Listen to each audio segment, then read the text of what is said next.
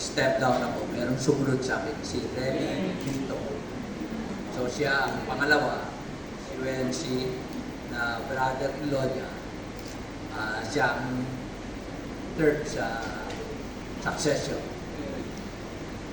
Now, tulad na nabanggit kanina sa introduction, ako yung unang naging first navigator staff, then naging first national director ng navigators. Now, lahat tayo, alam natin yun. Anything na inuumpisahan mo, ikaw nag-umpisa, mahirap, di ba? Anything. Pag nagkaroon ka ng unang anak, mahirap yun. Hindi madali yun. And, so it was a very difficult for me. I started, when I was appointed, year 1985, and I was only 39 years old. Mag-umpisa ko. Yung sinundan ko na American, si Ron York, he was a Marine. Tawag namin sa kanya, the smiling tank. Nakangiti yun sa'yo, pero sinasagasaan ka na. Parang tangke, kaya tawag namin, the smiling tank. Ngingitihan ka talaga, pero kung walang sinasagasaan ka na. So, yung ginawang proseso, no? Whilst tinawag lahat ng mga staff, at kasi sinabi ni Ron York, I think more than 5 years na siya noon. Sabi niya, mag-step down na siya and we need to select a Filipino successor. So, sa lahat ng mga staff at meeting, I think nagsulat sa papel pa kayo noon, Esing? Okay. And then, nung gabing yun, tapos na yung meeting, tinawagan ako ni Ron York, sabi niya, Philip, you were unanimously voted to be the next national director. Tapos, di ko naintindihan kung ano ibig sabihin noon. But ang isang naging experience ko noon, na nahirapan talaga ako. Maganda yun eh, nagkaroon kami ng transition. Si Relly, hindi ko matanda ko nagka-transition kami. Nag-transition ba kayo ni Relly? O iniwan ka rin? Yung sa akin, si Ron York, nagkaroon kami ng transition eh. Sinabihan niya ako, 1983, I took over 1985. So, meron kaming 2 or 3 years na succession. Okay naman yun. Napagod lang ako sa transition namin. Kasi pag umiikot siya, binibisita mga campus ministries, kasama ako eh. Pag mag-go overseas siya, pag Asia meeting or international meeting, sinasama rin ako. Pinapakilala niya ako. So by the time mag-take over ako, papunta ako eh.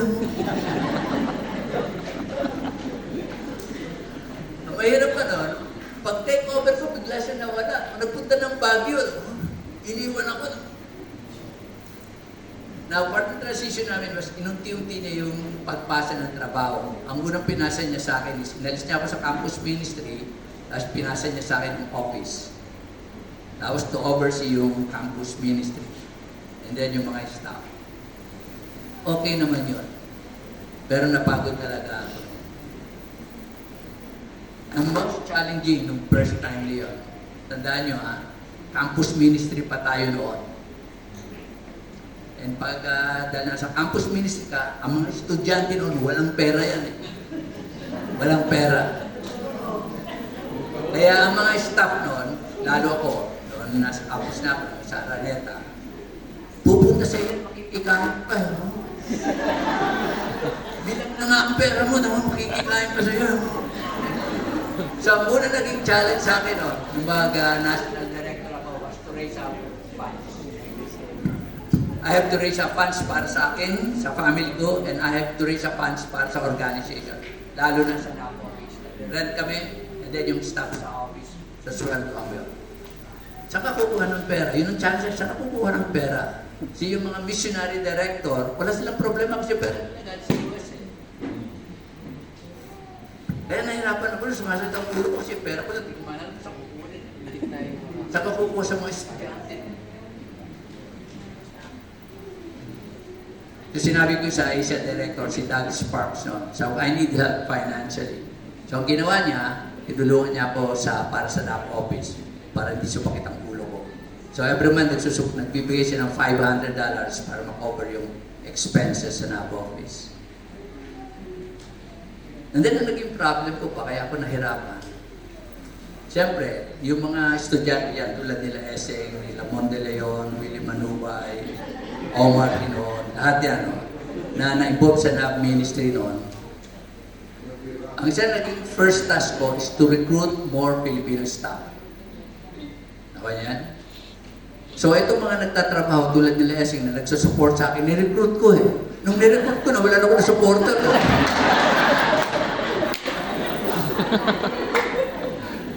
Hindi lang ako nawala na supporter. Nag-aagawan pa kami ng mga supporter. Kasi nagre-raise up din sila na support. Kaya lahat kami nag-i-struggle. Naratandaan ko doon na sa ginawa namin noon, ng mga ideas namin noon to raise up money. Ewan ko, Eseng, inabot mo ba, Eseng, yung nagtitinda ng gatas? Nagtitinda kami ng gatas noon eh. Inabot mo yun? Oo, para si Jeff. Oo. Oo, no? Bibili ko yung sakong gatas sa Divisoria. I think at that time, 500 eh. Tapos ibebenta mo yung per kilo. So lahat kami parang madagdagan lang yung pera namin. Eh siyempre, hindi naman kami mga businessman eh. Ako, nasubukan ko magbenta eh sa mga kapitbahay ko. Ang problema, inutang pa, hindi nabayaran.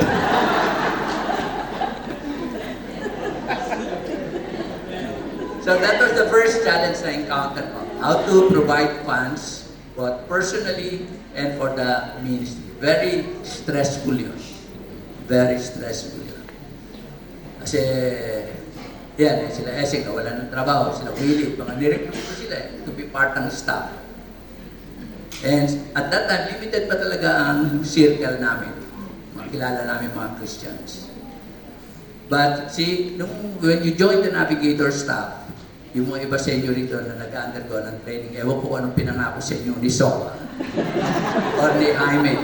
Pero nung nirecruit kami, walang pangako eh. Wala sinabing meron pang 1 month vacation leave. No, itong health benefits mo, walang lahat yun. No? Nung nirecruit kami, ikaw mag-raise up ng pera mo. Eh, yung iba hindi makapaniwala na tumagal ko sa Navigator sa ministry this long na walang salary. Meron akong isang young husband sa ministry namin, sa young couple, sabi niya, Philip, alam mo hanggang ngayon, hindi ko alam kung paano ka nabubuhay. Kasi alam niya, hindi ako tumatanggap na sweldo eh. Kasi ang tanong is, paano pag wala nagbigay sa iyo? Yes, ang tanong yun. So very stressful yung time na yun. Kaya, first year ko pa lang, siya, ang first term ko is 1985 up to 89. 4 years yun. Yun ang usual term, no? And first year ko pala, so naging director ako 85. The end ng 95, tinakbo na ako sa hospital. Ewan ko, si Greg kung na, Mern, sino kasama niya? Si Jeff Garton, saka si Fred Nadella, no? Early morning, 2 o'clock, hindi ako makabangon eh. Sakit ng likod ko. So, ba't hindi ako makabangon? Gusto ko magpunta sa banyo, hindi ako magpunta eh. So mabuti nilang kapitbahay namin yung isang staff natin from New Zealand, si Jeff Garton, tapos naroon din si Fred Nadella. Sila ready rin naroon, pero si Jeff Garton, si Fred, ginising namin sila. Hinatid ako sa St. Luke's Hospital.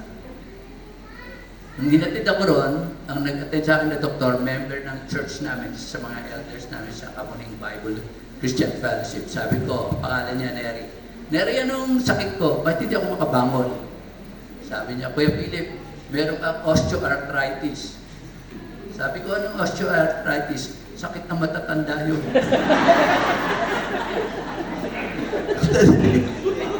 39 pa lang ako nun, ha? May sakit matatanda, may sakit ako nun, ha? Kasi yan, stress yan, eh. Stress mo yun? Yung arthritis is kapag yung sa spinal cord mo, yung cartilage doon, umipis, then nag-bone to bone, yun. Nagkikis-kisan yun. Then ma-inflame mo ang ano mo. So yun ang price of leadership na I have to pay. And hanggang ngayon, dala-dala ko itong osteoarthritis. So sabi niya, Kuya Philip, kailan magbawas ka? Slow down, learn to relax, etc. Naalala ko tuloy, sinabi niya sa akin, naalala ko yung sinabi ng Navigator staff sa Indonesia, si Jim North, no, na tumira ako sa bahay niya. Ganon din, sinabihan niya ako because I was young at that time. I was in my late 20s. Sabi niya, Philip, you need to learn how to rest. Kasi takbo ko ng takbo sa campus eh. Sabi niya, if you don't rest, God will give you His rest. Sabi niya, it's either rest in the hospital or rest in peace. So, nung sinabi niya, naalala ko yun. Nung sinabi ko na, eto yung sakit ko. Well, the next thing na I did other than yung financial challenges was to train yung mga younger staff na. So, one of the things I introduced was the Staff Leadership Development Program. Yan ang ginagawa namin.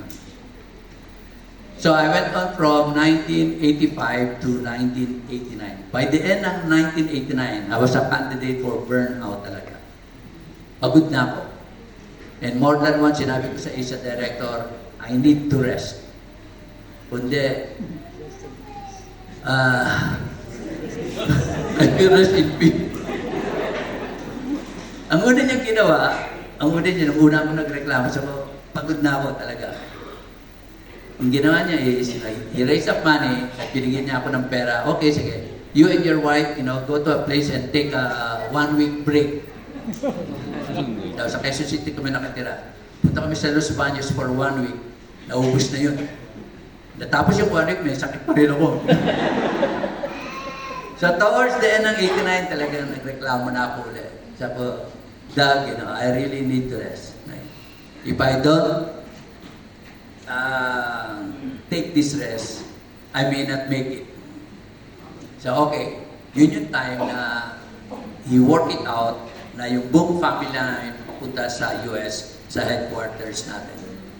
And we were there for 2 months and a half. Doon kami nag-rest. That was very helpful. Kasi yun nga, sabi ko, I was exposed to the other leaders. And yung time na yun, yung time nung yun, nakatulong yun, bumalik ako and then help the navigator staff. So maraming na nag-counsel sa akin. So nung bumalik ako, I started another term. Kasi wala pang papalit sa akin. Sila Essing down, wala pa. Palagi niisip niya yung mga girlfriend niya, kaya hindi pa ready sa leadership. Si Essing kasi nung palagi nakatingin kay Ana noon.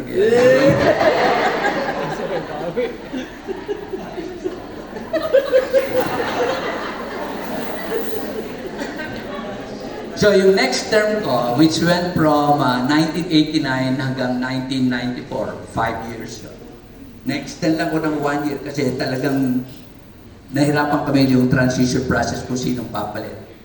And isang araw sa kinonsider na pagpilihan namin noon, si Wency, si Relly, galing sa UP Diliman, si Saliao, tatlo yun eh. Dalawang talaga UP, si Saliao at si Relly Vito, and then si Wency na dahil probinsyano siya, sabi na wag itong probinsyano.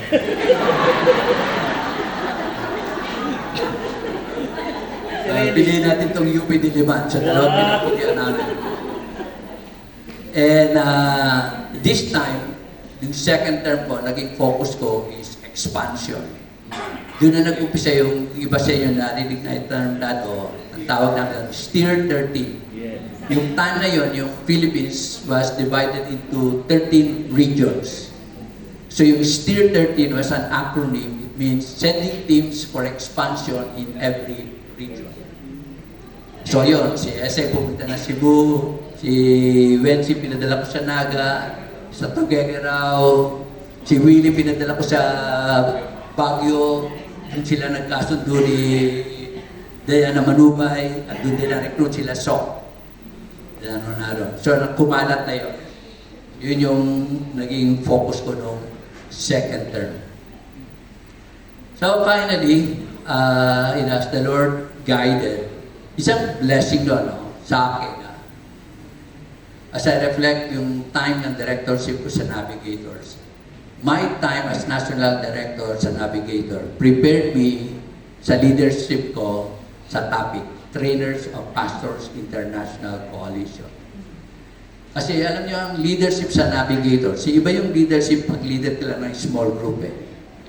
Iba rin yung you are a leader of leaders. no, yung mga navigator staff. Kasi isa lang kultura nyo, di ba? Isa lang. Meron tayong lingwahe na nagkakaintindihan kami. Pero when you lead leaders coming from different groups with different persuasions, magkaiba yun. Yung nasa team ko lahat, they were leaders in their own right na. They were not young Christians. Leaders na talaga sila. Seasoned leaders. Hindi ko sila pwedeng diktahan. So, ang isa ron was si na ngayon, still around, si Herman Moldes. Na nung time ko as National Director ng NABS, siya naman National Director ng IBCF. So, nung mag-step down siya, alas magkasabay kami, ni-recruit ko siya to join me sa topic. And yun na, isang blessing doon, pag tinitingnan ko talaga. The leadership experience I had with the navigators, yung 9 years na yun, prepared me for my leadership sa topic. And sinasabi ko ito palagi sa kanila. Now, of course, I had many ministry teams. Ang the best team ko was yung topic team. Kasi hanggang ngayon, we are still working together. Maski hindi na ako ang leader nila. Nagkanya-kanya na kami. Pero pag sinabi nung isa na come together, nagsasama-sama kami. So, that's something na I'm thankful to God about na during my leadership sa Navigators, prepared me to the leadership that I'm doing now among pastors. Okay? Yes.